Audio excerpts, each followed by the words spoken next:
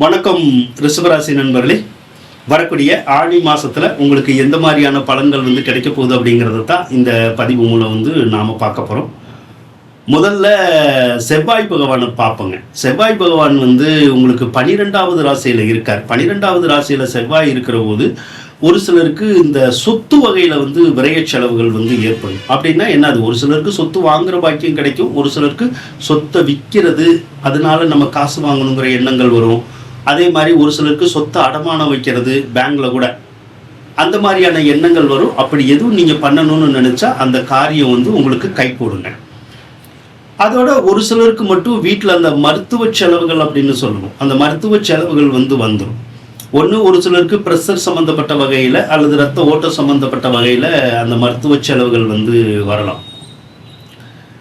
அல்லது இந்த தலைவலி, வைத்த வலி, கல்லடப்பு, காய்ச்சல் அப்படி சொல்கிறோம்ல, அந்த மாதிரியான வகையில் கொஞ்சம் செலவழிலாம். அல்லது கண்ணுக்காக கூட ஒரு சிலருக்கு மருத்துவ செலவுகள் வரக்கூடிய வாய்ப்புகள் இருக்கும்.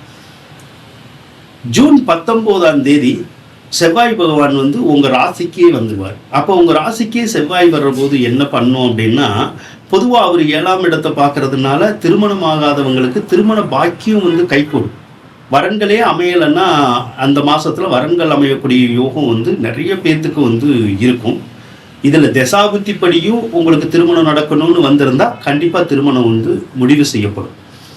கணவன் மனைவி பிரிவினை இருந்திருந்தால் அந்த பிரிவினையை சரி செய்யும். அதே போல் செவ்வாய் ராசி மேலே இருக்கிறது கொஞ்சம் டென்ஷன் தான், சரிங்களா? ஏதாவது ஒரு விஷயத்தில் நமக்கு கோபதாபத்தையோ அல்லது ஒரு படபடப்பையோ உருவாக்கிடும். அதாவது கோபதாபத்தை உருவாக்குற மாதிரி ஏதாவது செயல்கள் நடக்கும். அதனால யாரு கூடயாவது அந்த கோபப்பட்டு சண்டை போடணும் போல தோணும். நம்மளுடைய பேச்சை பார்த்தீங்கன்னா எப்பயும் இல்லாமல் ஒரு மாதிரி கனல் தெரிக்கிற மாதிரியான அந்த பேச்சுக்கள் கூட உருவாகும். யார் கூடயாவது சண்டை போடணும், பழி வாங்கணும் அப்படிங்கிற மாதிரியான ஒரு வித எண்ணங்கள் கூட ஒரு சிலருக்கு வரும். அல்லது ஒரு சிலருக்கு எதிர்பாராமல் ஏதாவது ஒரு நிகழ்ச்சிகள் நடந்து அடுத்து என்ன பண்ணுறது, ஏது பண்ணுறது அப்படின்னு சொல்லி ஒரு ஷாக்காக இருக்கும் பார்த்தீங்களா, அந்த மாதிரியான ஒரு படபடப்பு கூட கொடுக்கும். அதனாலேயே ஒரு சிலருக்கு கொஞ்சம் தூக்கம் கூட கொஞ்சம் குறையும். சிலருக்கு சொத்துக்கள் வாங்கணுங்கிற எண்ணங்கள் வரும். சிலருக்கு இந்த காவல்துறை, இராணுவம் இதில் எல்லாம் வேலை வாங்கணும் அப்படிங்கிற மாதிரியான முயற்சிகள் எடுக்கணும் அந்த மாதிரி தோணும். அப்படி நீங்கள் பண்ணணும்னா தாராளமாக பண்ணிக்கலாம். அந்த காரியங்கள் கைகூடும்.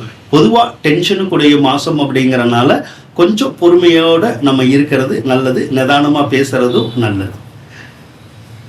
அடுத்து உங்களுடைய ராசிக்கு 2வது இடத்துல தான் சூரியன் இருக்காரு. 2வது இடத்துல சூரியன் இருந்தால் ரொம்ப நல்லது ஆனி மாதத்தை பொறுத்தளவுக்கு. ஏன்னா வருமானம் சரளமாக வர ஆரம்பிக்கும். பணப்புழக்கங்கள் கண்டிப்பாக நல்லா இருக்கும். அதே மாதிரி குடும்பத்தில் இருக்கிற அந்த சண்டை சச்சரவுகள், பிரிவினைகள் அதெல்லாம் கூட விலகும். ஒரு சிலருக்கு கண்ணாடி போடுற மாதிரி வரலாம், அல்லது கண்ணுக்காக ஏதாவது ட்ரீட்மெண்ட் எடுக்கலாம். அந்த வேலையை தான் அவர் செய்வார். அதோட புதன் பகவான் கூட 2ஆம் அதிபதி 2ல் தான் ஆட்சியாக இருக்கார். அப்போ எதிர்பார்த்த பணவரவுங்கிறது வரும், அல்லது எதிர்பாராமல் கூட நமக்கு பணவரவுகள் வரதுக்கூடிய அமைப்புகளை அந்த புதன் செய்வார்.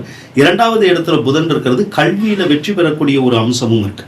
அப்போ கல்வி, பொருளாதாரம் இந்த விஷயங்கள் உங்களுக்கு உயர்வு தரும். கடன் காட்சிகள்லாம் இருந்தால் அடைக்கக்கூடிய யோகங்கள் இந்த மாதத்தில் உங்களுக்கு நல்லாவே இருக்குங்க. 11வது இடத்துல சனி இருக்கிறது அருமையான யோகம். ஏன்னா 11ல் சனி இருந்துச்சுன்னா எல்லையில்லாத நற்பலன்களை அவர் கொடுப்பார். வண்டி வாகனத்தினால, இரும்பு சம்மந்தப்பட்ட தொழில்னால, ஐடி ஃபீல்டில் இருக்கிறவங்களுக்கு, பொதுவாக இரும்பை தொட்டு வேலை செய்கிற மாதிரியான விஷயங்களில் இருக்கிறவங்களுக்கு அருமையான யோகத்தை தருவார். நல்ல வெற்றி வாய்ப்புகளை தருவார்.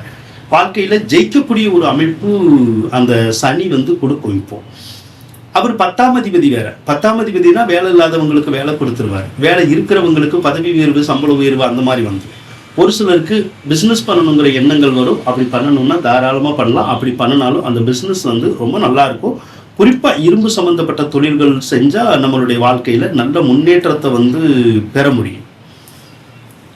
ராகு பகவான் 10வது ராசியில் இருக்கிறது மட்டும் சிலருக்கு எங்கேயாவது வேலை பார்க்குற போது அங்கே லைட்டாக இடைஞ்சல் இருக்கும். அந்த மேலதிகாரிகள்னால இடைஞ்சல் இருக்கலாம், அல்லது சரியான ஒரு சம்பளம் இல்லை, உழைப்புக்கு தகுந்த ஊதியம் இல்லை, அல்லது அப்படிங்கிற மாதிரியான எண்ணங்கள் இருக்கலாம். அல்லது ஒரு சிலருக்கு பார்த்தீங்கன்னா வேலை பார்க்குறதுலேயே ஒரு திருப்தி இருக்காது. யாராவது நம்ம மேலதிகாரிகள் நம்ம கொஞ்சம் டார்ச்சர் பண்ணுவாங்க. நமக்கு கொஞ்சம் பொறுமையாக இருந்து நம்ம வேலை பார்த்தோம்னா ஓரளவுக்கு தொல்லை இல்லாமல் வந்து நம்ம வேலை பார்க்கலாம். அதாவது வேலையில் இழப்பு ஏற்படாது. கொஞ்சம் கவனமாக இருக்கணும். சரி, குரு பகவானை எடுத்துக்கிட்டோம்னா உங்களுக்கு அஷ்டமாதிபதி தான். அஷ்டமாதிபதி எப்பயுமே வலிமை வரும்போது எந்த ஒரு காரியத்தை நீங்கள் செஞ்சாலும் உடனே அந்த காரியங்கள் வந்து கைகூடாது. அப்போ என்ன பண்ணணும்னா, எந்த ஒரு காரியத்தையும் ஒரு முறைக்கு பல முறை அல்லது 2-3 முறை நம்ம செய்கிற தொடர்ந்து செஞ்சுக்கிட்டே இருக்கிற போது அந்த காரியம் கண்டிப்பாக நிறைவேறும்.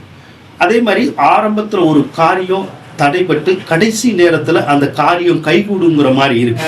அதனால ஒரு காரியம் செய்கிற போது நிறைய தடங்கள் வருது அப்படிங்கிறதுனால நம்ம விட்டுறக்கூடாது. தொடர்ந்து செஞ்சால் அந்த காரியம் வந்து நமக்கு வெற்றியில் தான் வந்து முடியும், மன மகிழ்ச்சியும் கொடுக்கும். அப்படிதான் இருக்கு. அதே போல் ஒரு சிலர் வீடு மாறணும்னாலோ ஊர் மாறணும்னாலோ தாராளமாக மாறலாம். ஏதாவது சொத்து பத்துக்கள் அல்லது வீடு இதெல்லாம் விற்கணும்னாலோ அல்லது அடமானம் வைக்கணும்னாலோ அந்த மாதிரியான எண்ணங்கள் இருந்தாலும் நடக்கும். ஒரு சிலருக்கு ஒன்றை வித்துட்டு இன்னொன்று வாங்கணும் அப்படிங்கிற மாதிரியான விஷயங்கள் கூட இருக்கு. அந்த மாதிரி எண்ணம் இருக்கிறவங்க நீங்கள் முயற்சி பண்ணலாம். இப்போ சுக்கிர பகவான் வேற ஜூலை 5ஆம் தேதி 4வது ராசிக்கு வந்துடுவார். அவர் 4வது ராசிக்கு வந்துட்டா அருமையாக இருக்கும். இப்போ பூர்வீக வழியில் ஏதாவது சொத்து பத்துக்கள் நமக்கு வராமல் இருந்தால் அது வந்துடும். அது வந்து வீடு மாதிரியான சொத்தாக இருந்தால் வந்துடும். அல்லது புதுசாக நமக்கு வீடு கட்டணும், வீடு வாங்கணும், அல்லது பழைய வீடு இருந்தால் அதை திருத்தி அமைக்கணும்னு நமக்கு எண்ணங்கள் இருக்கும் சிலருக்கு, ரிஷபராசிக்காரவங்களுக்கு. அப்படி யாருக்கு அந்த எண்ணம் இருக்கோ அந்த எண்ணங்கள் வந்து ஈடேறக்கூடிய ஒரு அமைப்பு இருக்கும். சிலருக்கு எலக்ட்ரானிக் பொருள் எல்லாம் வந்து வாங்கி தரும். அந்த அமைப்புகள் வந்து இப்போ நல்லா இருக்கு. 4வது இடத்துல கேது இருக்கிறது மட்டும் பூர்வீகத்தில், அதாவது ரொம்ப காலத்துக்கு முன்னுக்கு எப்பயாவது ஒரு வீடு போன்ற சொத்து வாங்கியிருந்தா அதில் ஏதாவது ஒரு சிலருக்கு மட்டும் வில்லங்க வர்றதுக்குடைய ஒரு வாய்ப்பு இருக்கும். ஏதோ ஒரு வகையில் அந்த பிரச்சனைகள் வந்து வரலாம். இது எல்லாத்துக்கும் வராது, ஒரு சிலருக்கு அந்த மாதிரி இருக்கும். ஆக உங்களை பொறுத்தளவு கிரகநிலை அப்படிங்கிறது பாதிக்கிற மாதிரியே தெரியலை. எல்லா கிரகநிலைகளுமே ரொம்ப அருமையாக இருக்குது, ரொம்ப சிறப்பாக இருக்குது. அப்போ இந்த மாதத்தை பொறுத்தளவுக்கு ஒரு நல்ல மாதமாக தான் உங்கள் மனசுக்கு வந்து கண்டிப்பாக தெரியும்.